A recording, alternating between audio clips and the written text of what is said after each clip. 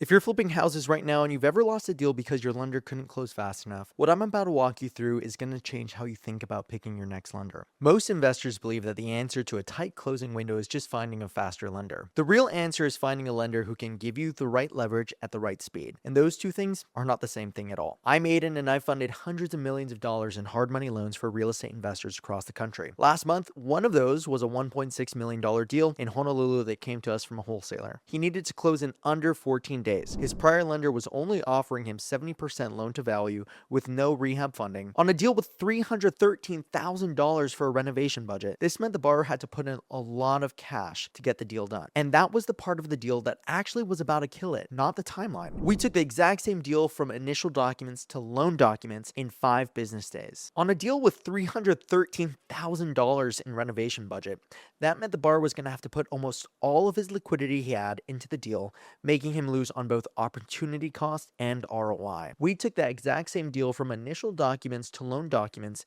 out in 5 business days. We gave him 90% of his purchase plus 100% of his renovation budget, and we also got him to the closing table comfortably inside the window that the wholesaler was demanding. The reason why most lenders couldn't have done that for him has nothing to do with how fast they move. It's about the structure that they have on the back. I'll get to exactly what I mean in a minute. Here's what we're going to cover. First, I'm going to walk you through the actual numbers on this deal, the purchase price, rehab budget, ARV, and how the leverage stacked up. Second, I'm going to break down what the prior lender was offering and why those terms would have killed the deal, even though they sounded reasonable enough on paper. And third, I'm going to give you the things that you need to bring to a lender if you want a 5-day close on your next flip. So let's dive into the deal and look at what the anatomy of a 5-day close looks like. So this was a single family home in Honolulu that came to us from a wholesaler. The borrower, the wholesaler's buyer, was buying it for $1.632 million.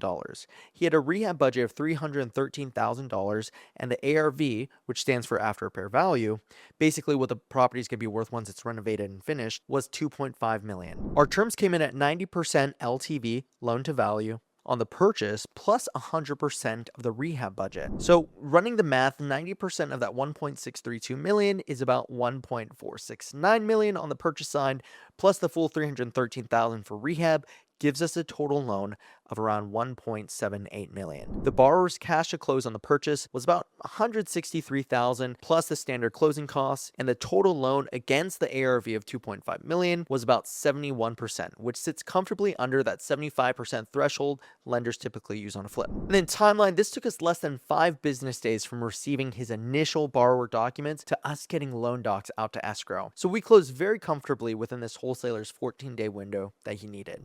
Next, let's take a look on why the prior lender's offer would have killed this deal. The prior lender's terms were 70% loan to value with no financing for the rehab, so strictly just a bridge loan. So 70% of that 1.632 million is about a $1.14 million loan. That meant the borrower had to bring about $490,000 in cash just to cover the purchase gap plus the entire $313,000 in rehab out of pocket. His total cash to close under the prior lender was going to be about $803,000. Compare that to our structure, roughly $163,000 for the purchase gap and 0 rehab out of pocket. That's the difference of about $640,000 sitting in his bank account instead of being tied up at the closing table. This is the actual reason on why the deal was about to die, not because the prior lender was slow, which he also was, but because the borrower simply didn't have $803,000 in liquid cash to bring. The takeaway is that speed alone doesn't save a deal,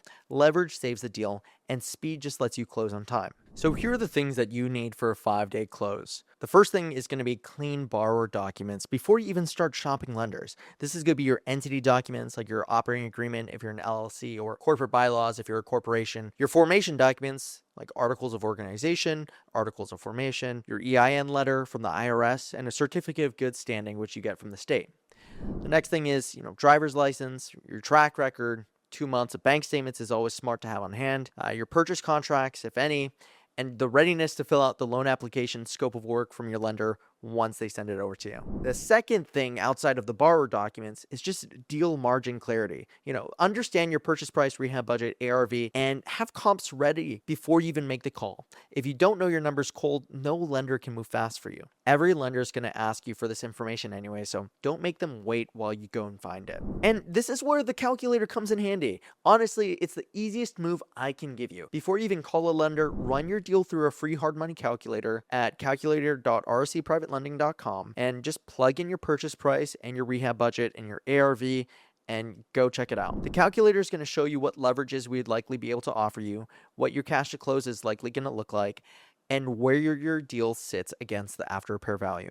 That way, when you do call a lender, you're not guessing any of the numbers, you've already seen the math, and you can have a real conversation about whether the structure works for your deal. So we talked about borrower documents, we talked about the deal margin clarity. The third thing that's important to have is a lender with multiple capital sources, not just one. There's nothing against them, but most lenders fund off a single balance sheet, and if their box says no to your deal, the deal dies and you're back to square one. Lenders like us at RSC Private Lending, we fund off of multiple institutional capital partners. So if program A doesn't fit, we move it to program B without having to restart the whole process.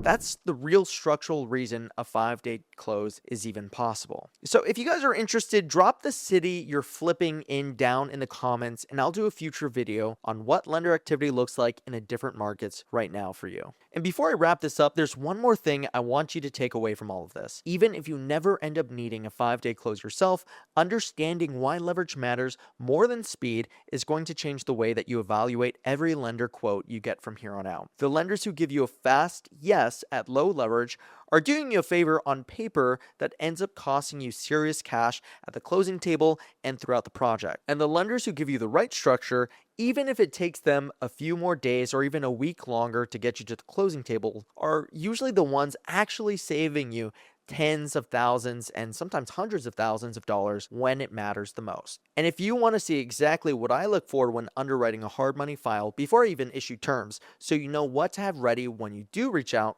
click on the video on the screen now. Until next time, have a great day.